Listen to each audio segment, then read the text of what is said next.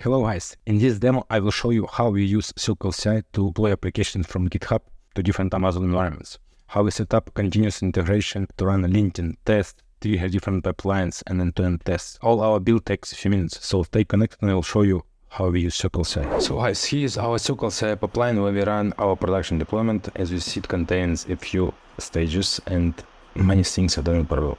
So let me show you quickly how it works. First, as you see, it all takes around 2 minutes. First of all, we run global tests for our monorepo. Secondly, we deploy infrastructure from which all the rest depends. And as a second stage, we deploy our multiple applications living in the same repository, as well as we deploy some of our core app which shares some logic between different applications. And when all of this is done, we run PDVs or post-deployment verifications, which are running in different pipeline. So let me jump into code to show you what are those apps. So you see we have here infrastructure apps. So those are two serverless apps which we run and deploy to AWS. Then we have frontends for application, and you see a few, as well as we have backends for application. All of this lives in one repo. This is the current situation. So let me jump and show you our CircleCI config file. So it is pretty simple. We have our Docker image which already has installed and Node.js 18 as well as Amazon's command line.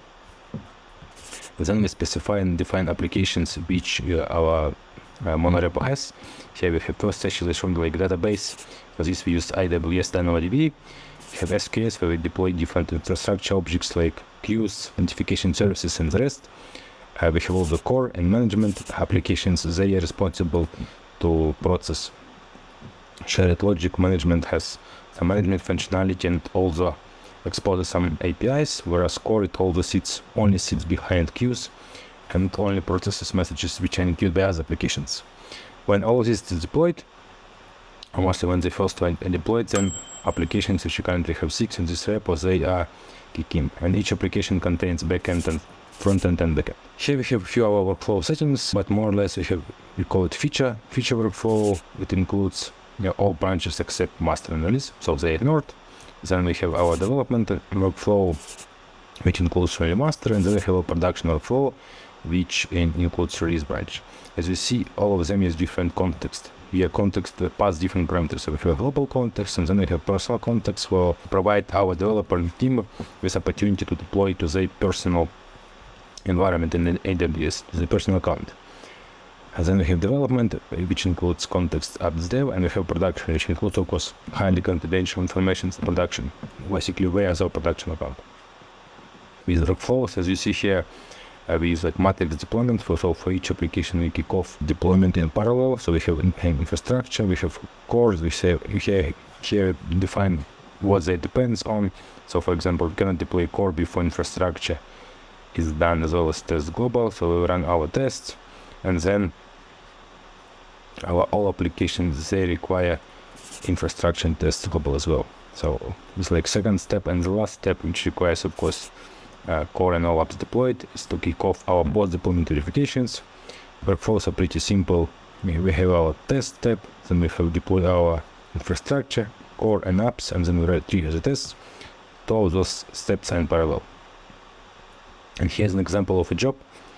As you see in this job, we use Docker executor. We do different steps like set up AWS, Git, we check out the code, install global dependencies.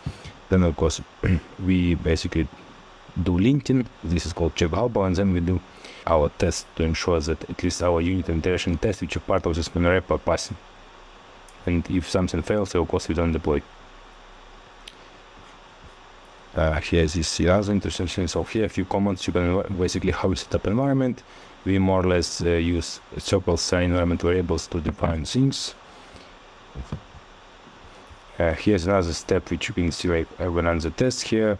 Basically it's a testing step where we execute a different commands to run different tests, which is pretty cool. And then of course we save them to be able to see the results in CircleCI.